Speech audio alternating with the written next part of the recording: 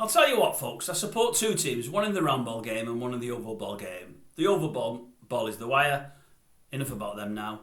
And the round ball is Man United. Many of you already know that. And all I can say at the moment is management and the boards of both clubs have me from time to time pulling my hair out.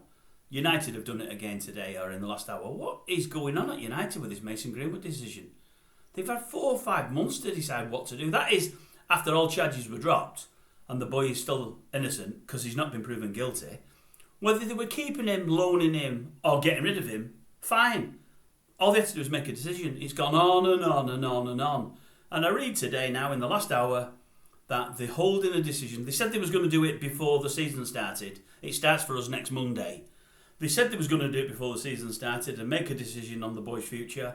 They now say they're holding on till after the Women's World Cup because there's 5 United players, I think it's 5 at the Women's World Cup, and they want to canvass opinion there and ask them first how they feel about him coming back. They've only had 4 or 5 months to ask them before the World Cup started. And then I say to myself, well, if the 5 women, if 4 of them say, no, I don't really want him back, and let's say the manager, Mr. Ten Hag, says, well, I would want him back, who will you go with?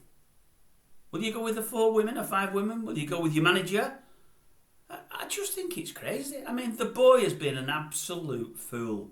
The boy has got ideas above his station.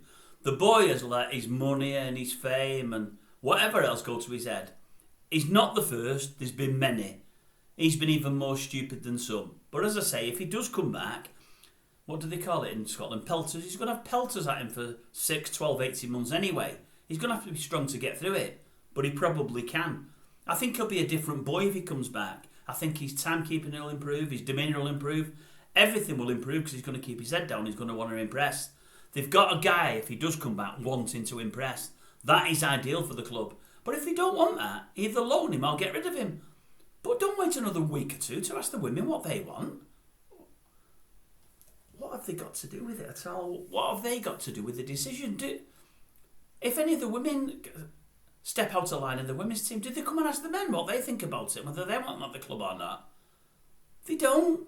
Why are we just trying to be so PC with everything in this country at this moment in time? It's going absolutely mad. And it's not so much that I want him back, although I think, well, I've made it clear now I do. But whether I want him back or not, even if they're going to get rid of him, they could have got rid weeks ago, they could have got rid months ago. Why mess the boy about this much? For all he's been a fool. Does he deserve what's going on at this moment in time? Does he deserve to read today that they're still not going to make an answer because they want to speak to 5 women? Why don't they go and speak to the woman that made the accusations? Go and speak to her, see how she feels, see how she is with him now, and if she is okay with him and can forgive him, maybe they could look at doing that themselves. I would imagine you canvass opinion with her rather than the 5 women that play women's football for United. Absolute bloody madness. It is, honestly. It beggars belief. It really does.